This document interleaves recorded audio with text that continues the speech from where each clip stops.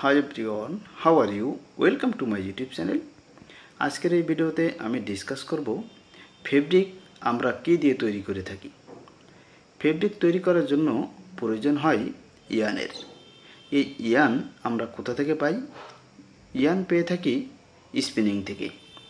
স্পিনিংয়ে র ম্যাটেরিয়াল কি? স্পিনিংয়ের র ম্যাটেরিয়াল হলো কটন বা তুলা। তুলার মাধ্যমে সাধারণত আমরা সুতা তৈরি করে থাকি। যারা স্পিনিংয়ে চাকরি করে তারা এই তুলাকে বিভিন্ন প্রক্রিয়ার মাধ্যমে মেশিনের মাধ্যমে সুতায় রূপান্তরিত করে থাকে। তারা তাদের মন মতো কিন্তু সুতা তৈরি করে না। নিটিং যে মিল আছে, এই নিটিং মিল তাদেরকে অর্ডার দেয়, তারপরে তারা সুতা তৈরি করে। যেমন আমি যদি ক্লিয়ার করে বলি, গার্মেন্টসের মার্চেন্ডাইজার প্রথমে রিকোয়ারমেন্ট দেবে তার কত কেজি কাপড় লাগবে।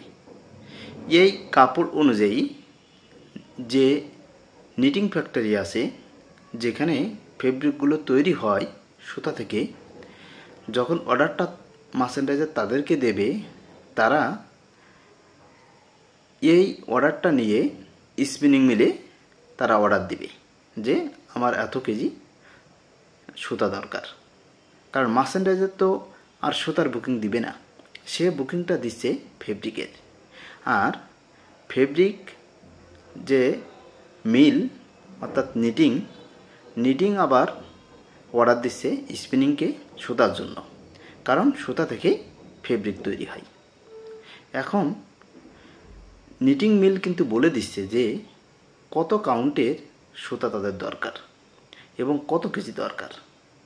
এই রিকোয়ারমেন্ট অনুযায়ী স্পিনিং মিল তারা তুলা ক্রয় করে থাকে। সেটি কটন হতে পারে বা অন্যান্য র ম্যাটেরিয়ালস, যেমন ব্লেন্ডেড আছে, ভিসকস আছে, পলিস্টার আছে। এ ধরনের র ম্যাটেরিয়ালগুলো তারা ক্রয় করবে। ক্রয় করার পরে নিটিং মিল যে রিকোয়ারমেন্ট দিয়েছে, ওই রিকোয়ারমেন্ট অনুযায়ী যে কাউন্ট সিলেক্ট করছে, ওই কাউন্ট অনুযায়ী তারা সুতা তৈরি করবে। সুতা তৈরি করার পরে তাদের যে টেকনিক্যাল ইস্যুগুলো আছে, যখন সবগুলোই কনফার্ম হয়ে যাবে, তখন তারা এটি ডেলিভারি করবে নিটিং মিলকে। নিটিং মিল এই সুতাগুলো রিসিভ করার পরে তাদের যে মেশিন আছে, নিটিং মেশিন, এই মেশিনের মাধ্যমে ফেব্রিক তৈরি করে থাকবে। ফেব্রিক তৈরি করার পরে এই ফেব্রিকের কি কালার হবে এবং এই ফেব্রিকের উপরে কোনো প্রিন্ট আছে কিনা, সেগুলো আগে থেকেই কিন্তু বুকিংয়ে ইনফর্ম করা থাকবে। এই অনুযায়ী নিটিংয়ে যেমন এসএল সেট করবে, যদি ওয়াশ হয় তার জন্য নিটিং প্রসিডিউর প্যারামিটার একরকম হবে, যদি এওপি হয়ে থাকে তার জন্য প্যারামিটার একরকম হবে।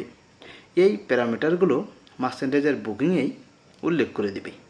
সেই অনুযায়ী নিটিংটা তৈরি হবে, নিটিংয়ে ফেব্রিক তৈরি হবে। আর এই ফেব্রিক যখন ডাইংয়ে দেওয়া হবে, ওই প্যারামিটার অনুযায়ী তারা কিন্তু ডাইং করবে। কোন প্যারামিটার অনুযায়ী? যেটিকে সলিড হবে, না এওপি হবে, না ওয়াশ হবে, এই বুকিংটা পাওয়ার পরে তারা ঠিক সেইভাবে ফেব্রিকটাকে ডাইং বা ফিনিশ করবে। এই ফেব্রিক যখন মার্চেন্ডাইজার পাবে, তারপরে মার্চেন্ডাইজার কাজ শুরু করবে এটি গার্মেন্টস তৈরি করা। তাই গার্মেন্টসের যে প্রোডাকশন ফ্লোর আছে, সেখানে কাজ শুরু করবে এবং এখান থেকে গার্মেন্টস তৈরি হবে। সেই তৈরিকৃত গার্মেন্টস চলে যাবে যে বায়ার অর্ডার করছে সেখানে। আশা করি গার্মেন্টসের যে প্রসিডিউর, যে গার্মেন্টস মার্চেন্ডাইজার কেন ফেব্রিক ক্রয় করে এবং কাকে বুকিং দেয়, ফেব্রিক মিল আবার কীভাবে সুতা ক্রয় করে এবং সুতা কীভাবে তৈরি হয়, টোটাল প্রসিডিউরটি আমি সংক্ষেপে বলার চেষ্টা করলাম। আশা করি ভিডিওটি কিছুটা হলেও আপনাদের উপকারে আসবে।